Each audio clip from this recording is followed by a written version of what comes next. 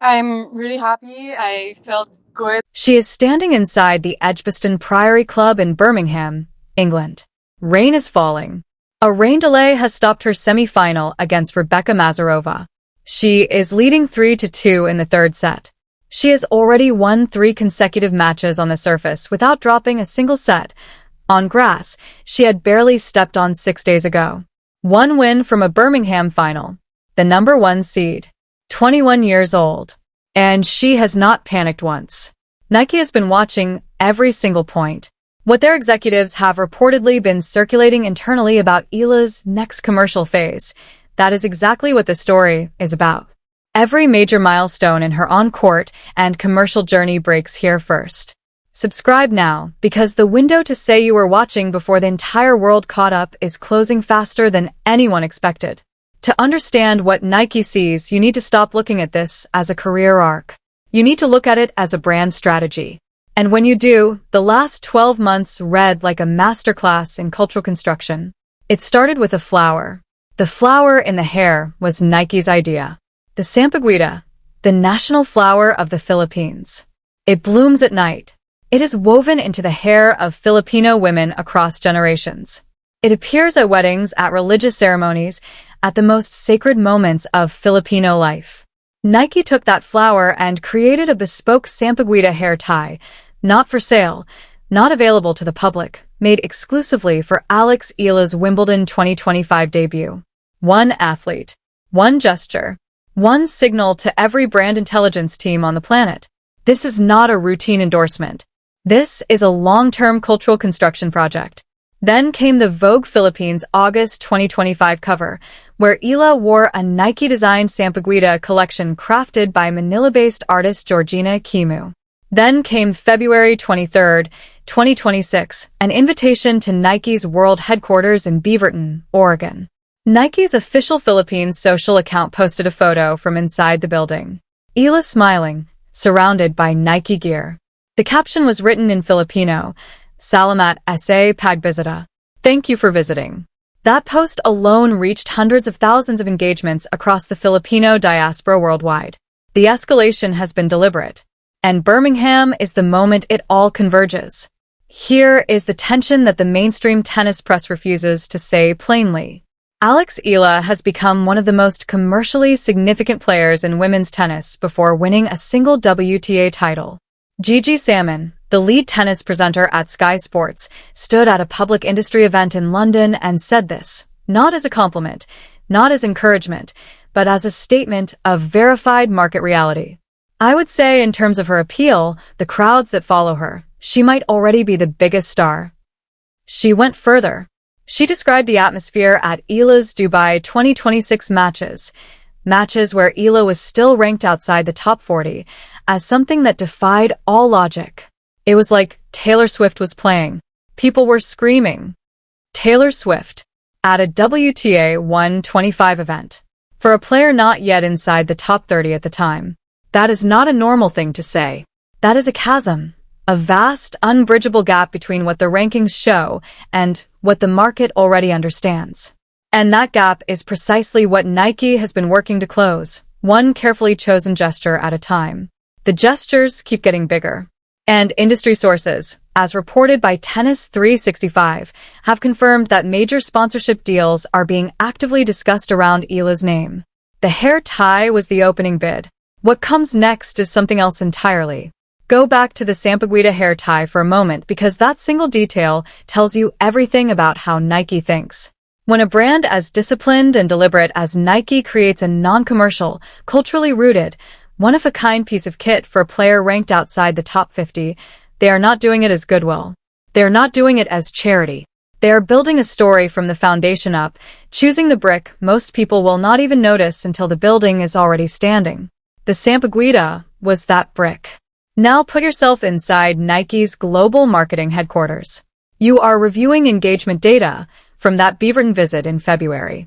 You are watching Filipino fans in Dubai, in London, in Manila reacting to a gear fitting with the same emotional intensity they would reserve for a Wimbledon champion.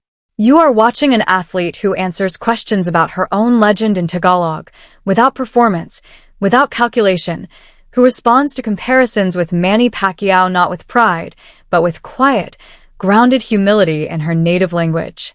He is on another level. I think I am still far from there. The math is not complicated. Then Birmingham happened. June 2nd. Eala walks onto center court against Priscilla Honorable. She opens the first set and wins it in approximately 22 minutes, 6-0. The second set finishes 6-2. It is not a tennis match. It is a demonstration. June 4th. Alina Kariva pushes her, takes her to 2-5 down in the second set. Any player with doubts about their grass game folds in that moment. The surface is unfamiliar. The margin is thin. The pressure is real. Eala wins the next 5 games in a row. Final score, 6-2, 7-5. June 5th, Maninkaya Sawenki. 71 total points across the entire quarterfinal. Eala takes the majority of them. Score, 6-3, 6-2. 3 matches. 0 sets dropped. Into the semifinals. This is what Nike scouts see when they watch the tape. Not just the results, the manner. The ability to absorb a 2-5 deficit on grass, a surface she had barely touched, and respond with 5 consecutive games.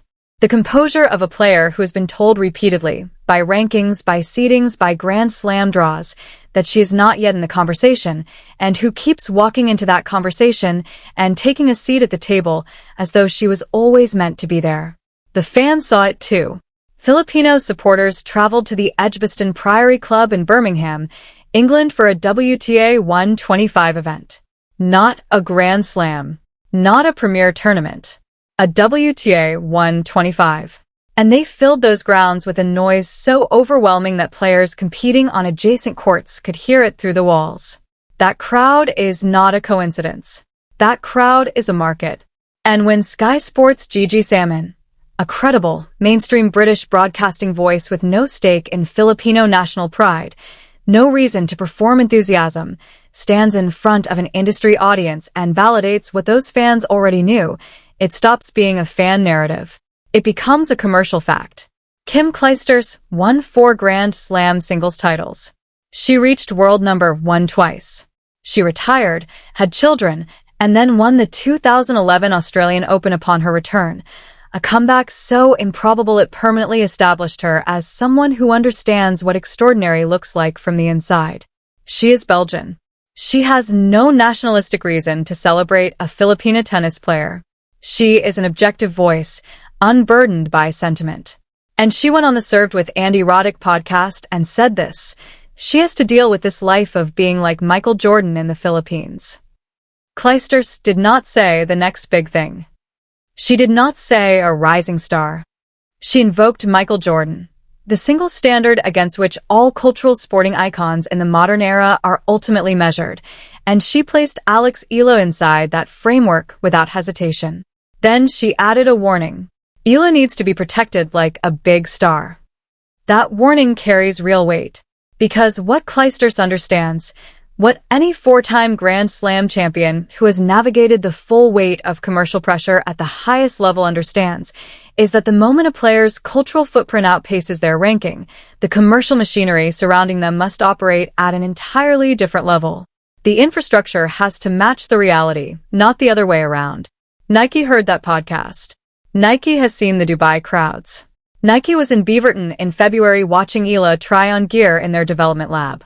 When Kim Clijsters says protect her like a star, Nike's answer is to build a commercial structure that matches the cultural reality already in existence. This story runs well past Birmingham. Southeast Asia is the next major battleground for global sportswear and sports media revenue. A region of over 700 million people, rising middle classes, digital-first sports consumption, and no single dominant sporting identity yet established in tennis. Nike, Adidas, and every major brand on the planet are racing to own the emotional relationship with that market before it locks in permanently. Alex Eala is not simply a Filipino tennis player. She is the most emotionally resonant point of entry that any brand has ever had into that market through the sport of tennis. When Filipino fans book international flights to watch a WTA 125 event in Birmingham, England, that is not fandom. That is brand loyalty in its purest, most undeniable form. The kind of loyalty that marketing departments would spend hundreds of millions attempting to manufacture and still fail to produce. The timeline ahead is unambiguous. After Birmingham, Eala holds a confirmed wild card at the 2026 Bad Homburg Open, June 21st through 27th, the prestigious grass tournament 1 week before Wimbledon. Reports indicate she and Venus Williams may be granted a doubles partnership there, a pairing that would send the tennis world into a full international news cycle before a single point is played. Then comes Wimbledon 2026. Main draw. Her second appearance. Ranked 37th in the world. Carrying grass court form, she is building in real time this very week. Beyond Wimbledon, the US Open in late August, where her name is already appearing in tournament press conference contexts, sits as the next major commercial milestone on the horizon. Every single one of those events is a potential announcement window, and industry sources have made it clear that the deals currently being discussed are not small. 11 days before she walked onto the grass at Edgbaston, Alex Eala walked off a clay court in Paris. She had just lost 4-6, 2-6 in the first round of Roland Garros 2026, beaten by American Iva Jovic, the 17th seed, a player Eala has publicly described as a close friend. It was her second consecutive first-round Grand Slam exit of the year. She did not call a long press conference about rebuilding. She did not post a reflective essay processing the loss. She did not give the world any signal at all. She showed up in Birmingham 6 days later and won the first set of her opening match in 22 minutes. She had said it herself in a Tennis 365 exclusive interview before any of this noise began. "My day-to-day life is the same. I have the same work ethic and the same attention to detail." And at the Nike HQ visit, when a reporter asked if she had become the new Manny Pacquiao, the greatest Philippine sporting icon of the modern era, she answered in Tagalog, without pause, without theater. "He is on another level. I think I am still far from there." That is not deflection. That is a blueprint.